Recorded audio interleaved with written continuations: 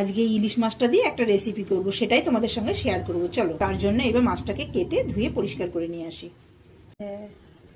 প্রথমেই আমি মশলা বানিয়ে নেব। কাঁচা লঙ্কা, আদা, 2 কোয়া রসুন, একটুখানি পেঁয়াজ আর হচ্ছে কিশমিশ আর বাদাম, এটা মশলা করে নেওয়া যায়। চলো এবার কড়া গরম হয়ে গেছে, কড়াতে দিয়ে দেবো তেল।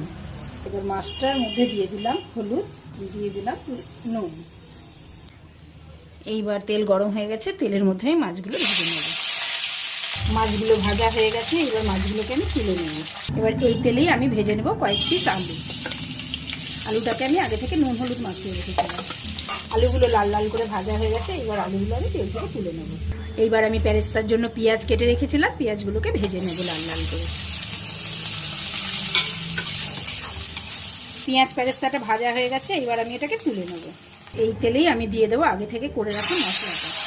এবার এর মধ্যে দিয়ে দেবো পরিমাণ মতো নুন, আর দিয়ে দেবো সামান্য পরিমাণ হলুদ। কালারটা সুন্দর আসার জন্য, যেহেতু আমি কোনো ফুড কালার ইউজ করবো না, তাই দিয়ে দেবো একটু কাশ্মীরি লঙ্কার গুঁড়ো।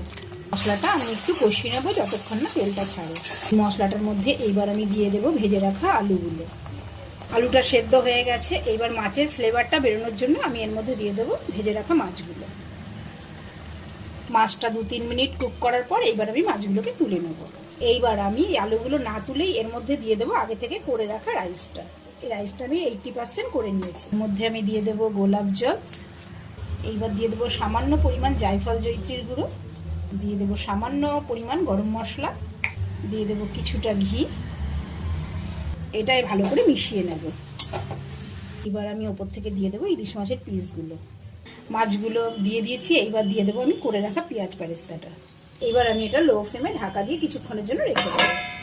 এই দেখো ফ্রেন্ডস, তৈরি আমার গরম গরম ইলিশ বিরিয়ানি। তোমরাও এইভাবে বাড়িতে ট্রাই করো। খুব সাধারণভাবে করলেও এটা টেস্টটা কিন্তু অসাধারণ হয়।